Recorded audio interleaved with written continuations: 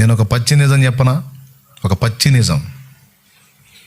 ఈరోజు నేను రక్షింపబడ్డానంటే, నాకు సువార్త అందిందంటే ఎవరి నుంచి అందిందో తెలుసా?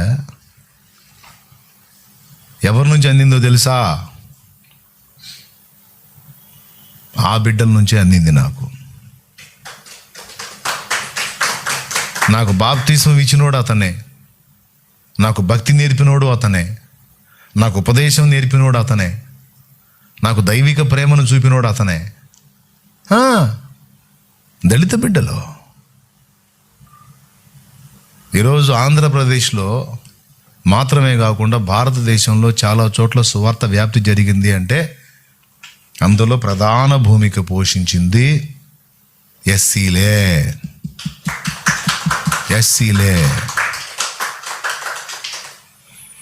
భారత రాజ్యాంగంలో ఆర్టికల్ 25 నుంచి అంతరాత్మ ప్రబోధానుసారం ఎవడికి ఇష్టం వచ్చిన మతాన్ని వాడు అవలంబించవచ్చు, ఫాలో అవ్వచ్చు అని ఆర్టికల్ 25, ఆర్టికల్ 15, ఆర్టికల్ 14 మొదలైన వాటిని మనకిచ్చింది ఒక ఎస్సీనే, డాక్టర్ బిఆర్ అంబేద్కర్. ఖచ్చితంగా వాళ్ళకి నష్టం జరిగితే అది సంఘానికి నష్టం జరిగినట్టే. దళిత బిడ్డలకు అన్యాయం జరిగితే అది సంఘానికి అన్యాయం జరిగినట్టే. దళిత బిడ్డలకి కష్టం కలిగితే అది సంఘానికి కష్టం కలిగినట్టే. దాని విషయంలో స్పందించినోడు అసలు దైవజనుడే కాదు, వాడు దేవుని సంబంధే కాదు. ఇది పచ్చి నిజం.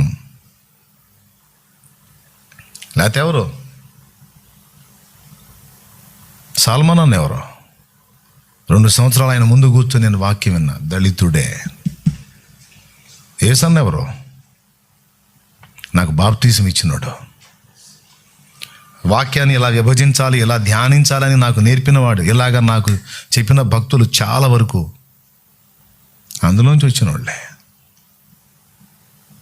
అంతెందుకు, ఈరోజు సంఘంలో నాకు సహకారులుగా ఉండి సేవకులైన వాళ్ళు ఎక్కువ మంది ఎవరో, ఈ రోజుకి మెయిన్ బ్రాంచ్లో పరిచారకులుగా ఉండి పరిచర్యలో ప్రధాన భూమిక పోషిస్తున్న వారెవరో అన్ని సంఘాల్లో, ఏ ఊర్లో ఏ గ్రామంలో నువ్వు వెళ్ళి పరిచర్య పెట్టినా పల్లెలో నుంచి కనీసం 1, 2, 3, 4 ఒక కుటుంబమైనా నీకు సపోర్ట్ చేస్తే అక్కడ నీకు వెన్నుదన్నుగా ఉంటే నువ్వు కట్టగలుగుతున్నావు, చేయగలుగుతున్నావు.